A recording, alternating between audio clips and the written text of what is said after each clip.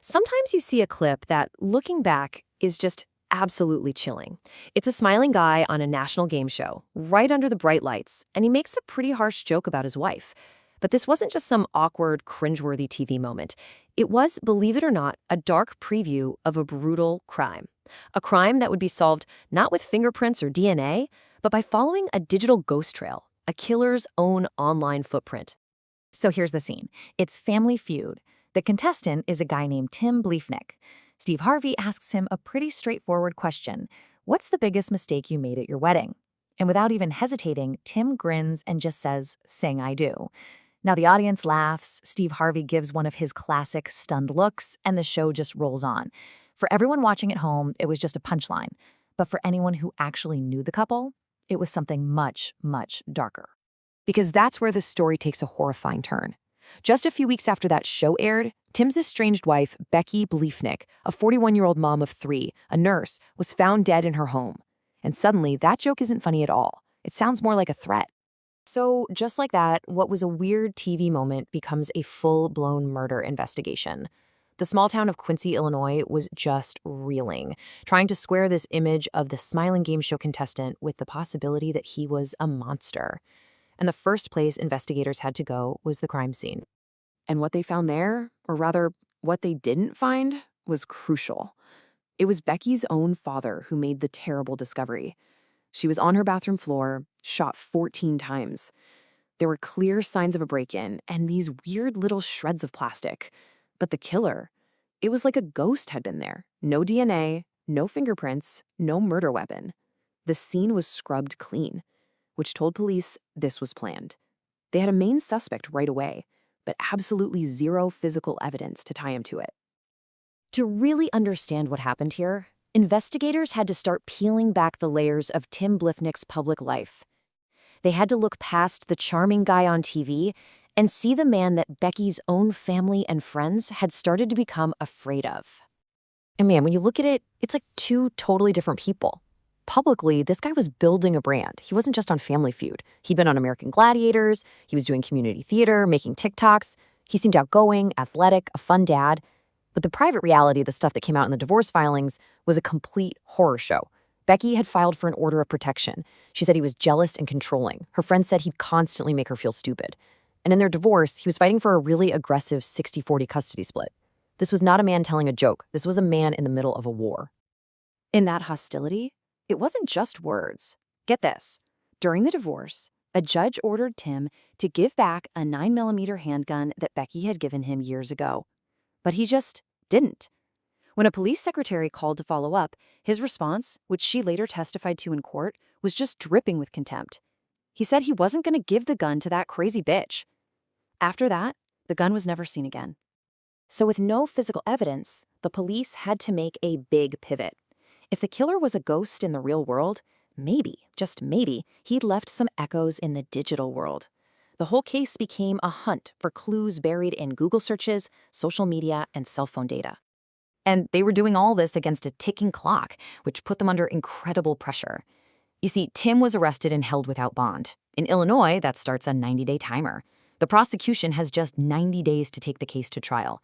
They had to build a murder case from pretty much nothing but digital breadcrumbs in less than 3 months. It was a mad dash. 14.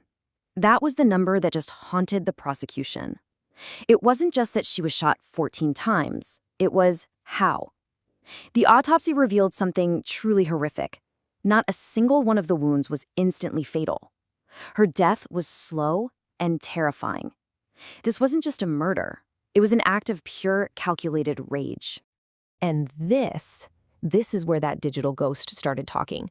When investigators got into Tim's devices, they found his Google search history, and it read like a murderer's how-to guide: how to make a homemade silencer, how to wash gunshot powder residue off your hands. He even searched for the Quincy Police Department's response time and how to pry open a door with a crowbar.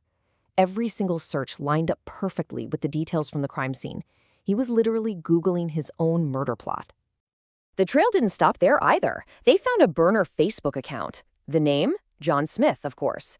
He was using this fake account to buy things secretly. And what was one of his purchases? A bicycle. The exact same kind of bike that was spotted on a security camera near Becky's house right around the time of the murder.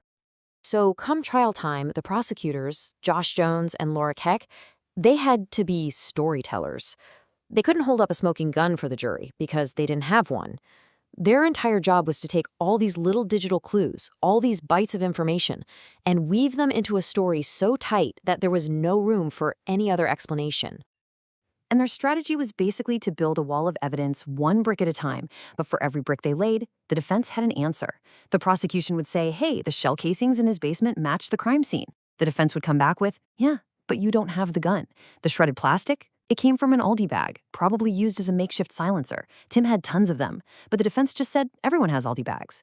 The bike on camera? It had no reflectors, just like Tim's, but you couldn't see the rider's face. For every single connection the prosecution made, the defense just shrugged and said it was all one big coincidence. But there was one piece of evidence the defense had no answer for: Becky's own words. She sent this text to a friend. She was so afraid of Tim that she was basically building a case against him from beyond the grave. She was telling her friends, she was documenting everything, and she was pointing her finger straight at the man who would kill her. In a very real way, Becky Bliefnick helped solve her own murder. The jury saw the whole picture, that mountain of digital evidence, that web of coincidences, and Becky's own haunting words. It was just too much. After deliberating for only a few hours, they came back. The verdict? Guilty. But the verdict wasn't just the end of the story for Tim Bliefnick. It actually kicked off a wave of change in the community and gave Becky's family a chance to build a positive legacy out of an unthinkable tragedy. The ripple effects were pretty amazing. Tim Bliefnick got life in prison, no chance of parole. The judge in the case, who had his own share of controversy, was actually voted off the bench later on. And then, in a twist you just can't make up, the lead prosecutor, Josh Jones, was appointed to take that judge's seat, and his partner, Laura Keck, got promoted to state's attorney. The case literally reshaped the entire local justice system. And through all of that, Becky's family kept their focus where it mattered most, on her kids. They started a fund in her memory to support her 3 boys, who had now lost both of their parents, one to violence, the other to justice. They wanted to make sure that no matter what, those boys would be surrounded by love and support. You know, when you think about it, Tim Bliefnick tried to commit the perfect crime. He left no physical trail. But what he couldn't erase was his digital self. His search history, his fake profiles, his online shopping, all of it told a story that he couldn't just hit delete on. And it really leaves us with a big question for the world we live in now. In an age where everything we do leaves some kind of data trail, can a crime or a criminal ever really disappear without a trace?